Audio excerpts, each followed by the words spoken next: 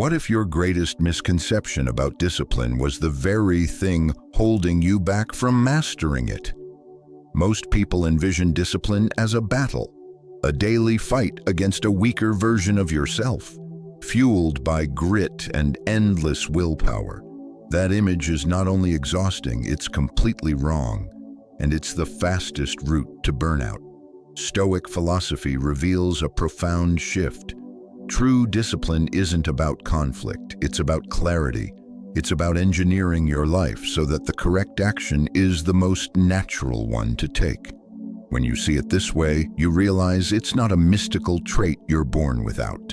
It's a practice, a system you build. And today, I'll show you the 6 foundational pillars to construct it. Imagine starting each day with a sense of effortless alignment. Your choices seamlessly serve your deepest goals.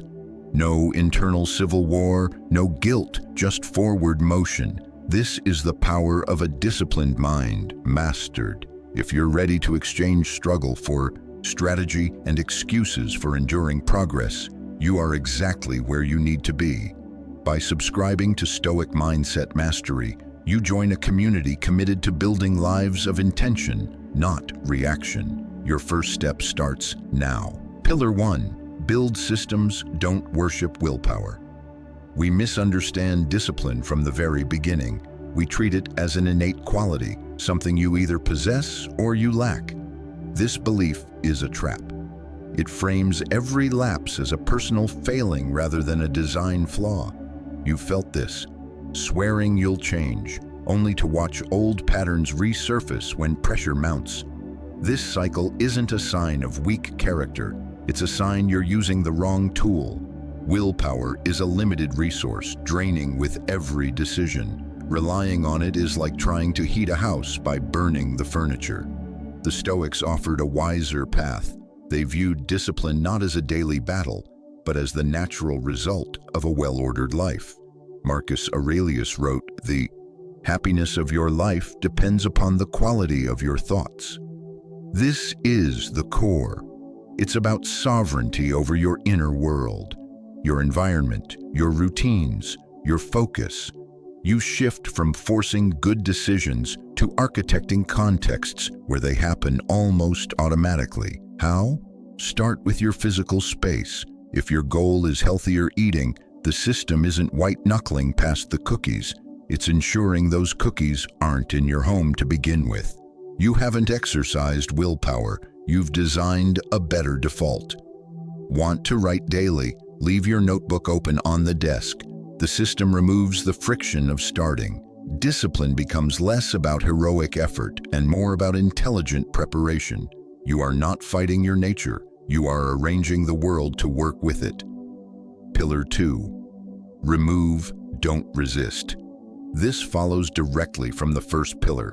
The classic mistake is believing discipline means staring temptation in the face and saying no every single time. That is a recipe for depletion. Your mental energy for self-control is exhaustible. By evening, after a day of decisions, that reservoir is often empty. The Stoic Epictetus taught freedom comes from self-command, and the highest form of command isn't constant resistance. It's wise avoidance. Your strategy should be elimination, not confrontation. Do you want to focus deeply? Don't just vow to ignore your phone. Place it in another room. The goal isn't to prove your strength by weathering temptation, but to prove your wisdom by not placing yourself in its path. This isn't a sign of weakness, it's strategic strength. You control what you can, your surroundings. Why swim upstream when you can calmly redirect the river? By removing the option for failure, you make success inevitable. Your environment should be a collaborator in your goals, not an adversary. Think of your most focused, productive self. Was it in a chaotic, distraction-filled room? Or in a space curated for concentration? Design your world so that laziness or distraction requires more effort than the disciplined action. Make the right path, the path of least resistance. Pillar 3. Start microscopic to build momentum. We sabotage ourselves with ambition. We decide to transform overnight, launching grand plans that are unsustainable. The initial burst of motivation fades, and we're left with a regime that feels like punishment. Then we quit, labeling ourselves undisciplined. The flaw isn't in you, it's in the scale. Seneca understood that while trials polish us, they need not be monumental. The key to lasting change is momentum, and momentum is built with small, consistent wins. Do not commit to an hour at the gym. Commit to putting on your shoes and stepping outside. That's it. Want to read more? Read one paragraph, not a chapter, a paragraph. These actions seem trivial, but they are monumental. They build the neural pathway of showing up. They prove to yourself that you can keep a promise to yourself. Each tiny victory releases a compound interest of confidence. That 5-minute walk becomes 10. That one paragraph leads to a page. You are not climbing a mountain in a single leap. You are taking one deliberate step, then another. The focus shifts from the intimidating summit to the simple, repeatable process. This removes the overwhelm that kills discipline. Perfection is the enemy. Consistency is the ally. What is one microscopic action you can take today toward a goal? Do only that. Let the momentum build naturally. Pillar 4. Replace, don't repress. Trying to simply delete a bad habit creates a vacuum, and nature abhors a vacuum. Your mind will rush to fill it, often with the same old pattern. The Stoic approach is substitution. Instead of thinking, I will stop doing X, ask, what better action can I do instead of X? You are not battling an impulse, you are redirecting its energy. Craving a late-night snack while watching TV? The answer isn't just to resist the chips. It's to have a ritual ready, a cup of herbal tea, a few minutes of stretching. You are fulfilling the underlying need for comfort or break, but through a new channel. This transforms discipline from a state of deprivation to one of conscious choice. You are not saying no to yourself. You are saying yes to a better version of the same need. Every time you successfully replace, you weaken the old neural rut and carve a new, healthier one. Over time, the replacement becomes the default. The bad habit fades not because you fought it, but because you gave yourself a more compelling alternative. What is one habit you wish to change? What noble substitute can you design? Pillar 5. Make laziness difficult. Laziness is often just the easiest available option. If your environment makes disciplined action hard and lazy action easy, you will consistently choose laziness. Your willpower is not to blame, your design is. So flip the script. Engineer your surroundings so that laziness requires more effort than discipline. Marcus Aurelius wrote that what obstructs the way becomes the way. The obstacle is your guide. If procrastination is your obstacle, make it difficult. Uninstall distracting apps during work hours. If you want to wake up early, place your alarm clock far from your bed, forcing you to stand. You are using friction as your tool, but in reverse. Add friction to the behaviors you want to avoid, and strip it away from the behaviors you want to cultivate. Want to practice guitar? Leave it on the stand, not in the case.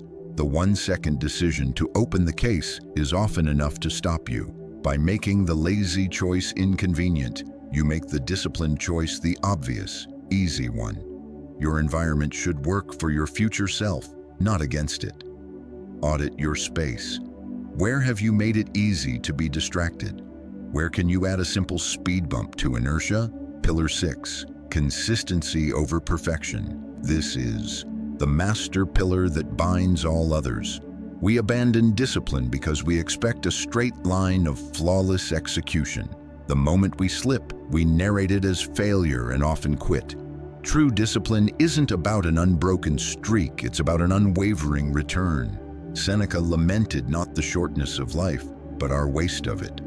The waste happens in the gaps of inconsistency. Mastery in anything, your mindset, your craft, your health, is the residue of daily imperfect practice. It's showing up on the days you feel inspired and, more importantly, on the days you don't. Motivation is a fickle guest. Discipline is the foundation you build your home upon. Do not measure your success by perfect days. Measure it by your commitment to the process, day after day. Miss a workout? The discipline is in going the next day. Ate poorly at one meal. The discipline is in choosing well at the next. This philosophy frees you from the tyranny of the perfect start. There is no need to wait until Monday or next month. Your next disciplined action can be your very next choice. The bridge between intention and reality is built with the bricks of daily action. When you prioritize showing up over being perfect, you build self-trust. That trust becomes the unshakable core of your character. These 6 pillars are your blueprint. They move you from a mindset of conflict to one of creation. You are not at war with yourself. You are the architect of your life. Start with one pillar. Design one system. Remove one temptation. Take one microscopic step. The compound effect will astound you. If this resonated with you, take a second to like this video. It truly supports the channel. And subscribe to Stoic Mindset Mastery for more guides to building unshakable character. Which of these 6 pillars do you find most challenging to implement? Let's discuss it below.